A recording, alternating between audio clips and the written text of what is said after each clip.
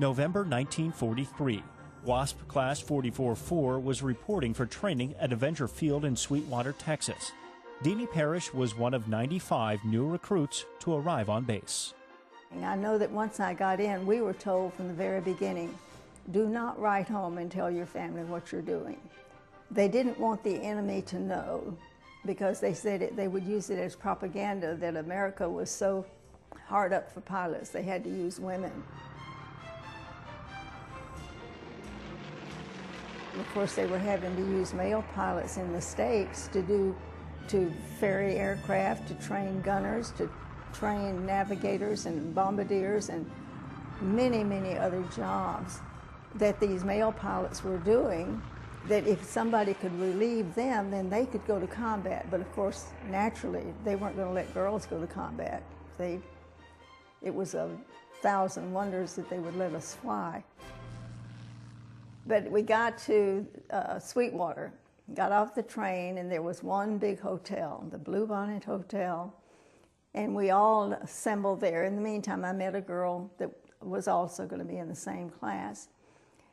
And during those days, women dressed up. You wore your hat, and you wore your gloves, and you wore your high heels. And naturally, we were there to, to make an impression. So the next morning when we got up, we knew that we were going to have transportation out to the field, which was maybe 2 miles out of town. So we all were dressed. I don't think I had on a hat, but I certainly had on gloves. We all come downstairs and we go out to our transportation, and here are 3 cattle trucks lined up. That's our transportation.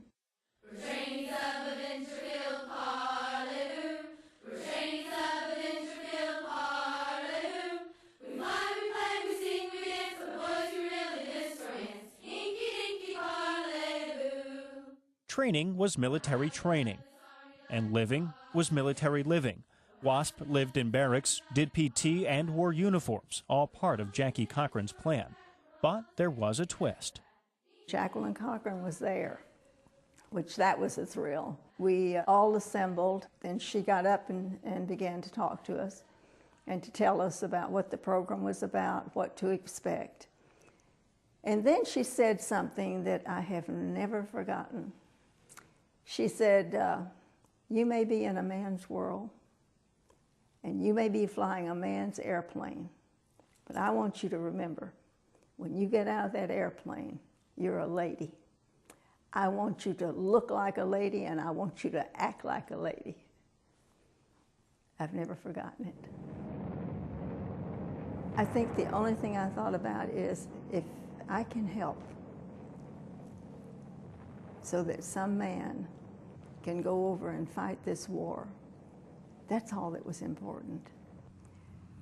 It was not only we who flew airplanes. Everybody was doing something for their country. There were women who were driving ambulances and fire trucks. There were women going to the factories to work. They took off their petticoats and they went to the factories and began working. And women in those days weren't expected to do those kind of things. But our country needed us.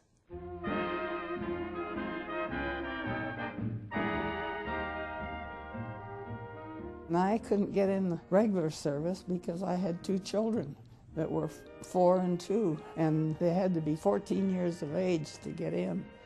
So when Jackie Cochran, who I had followed pretty closely all her life, with her flying in the Bendix races in different places. And she finally got the powers that be, said that we could come in. And so I applied, and my mother came to me and she said, you can't go in unless I can take care of your girls. Well, I expected her to, because she always took care of my children. I was flying bombardier cadets over their targets, up over Mount Wilson and along the mountains there, and then they'd fly over the desert for the boys to drop their bombs. And then we'd go back again to the base. And then weekends I could go home, and I got to see my girls and be with them. Carol Selfridge's view of the world, like many of the WASP, was one where women did not sit back and watch life fly by. It was just made us mad when the men would say, "You can't fly this," or "You don't fly this," or you know, that's what would make you mad, because we knew we could. At 6 foot 2 inches tall, Carol Selfridge stood out amongst other recruits. But her height was the only difference. The WASP were a tight core of pilots who knew that they were doing something important, something that also held an element of danger. Returning to base after a mission could often bring bad news.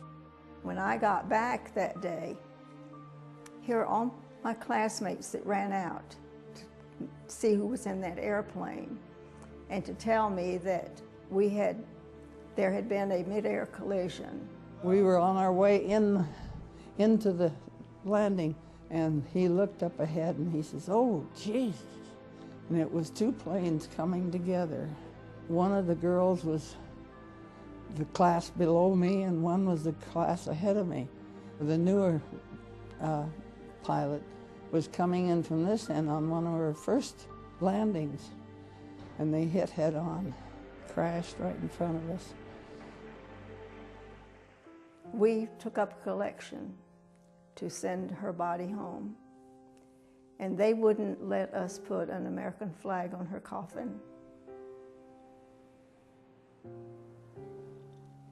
We lost 38 girls.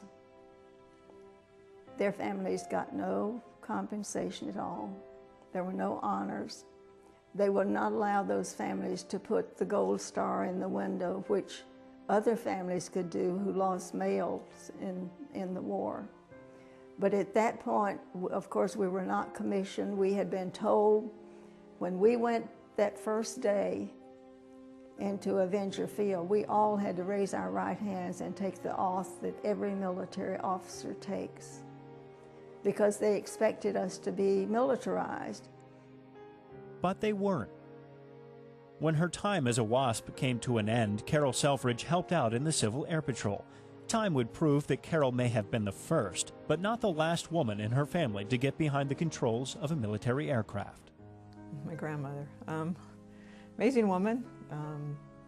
Kind of one of the reasons I am where I am today. Lieutenant Colonel Christy Kaiser Cook did the one thing her grandmother was unable to accomplish. I never got to fly jets. That was the next thing in line. And after 7 years of flying, you get the star. 7 years, And then 15 years Oh. of flying, you get the wreath. Oh, They didn't apply to this program and do it to be groundbreakers. They did it because most of them just loved to fly. And even if you read some of the stories about the women that were flying back there, that's why they did it, because they just wanted to fly. And this was an opportunity to do that. So that's why they didn't go into it trying to break the mold, change things, change people's perceptions. They went in it because they wanted to fly. They wanted to participate, be a part of the war effort. It would be only 6 months after Carol's class graduated that the WASP would get the one piece of news they didn't want to hear. You know, I was mad at Congress. They were the people who put us out of work.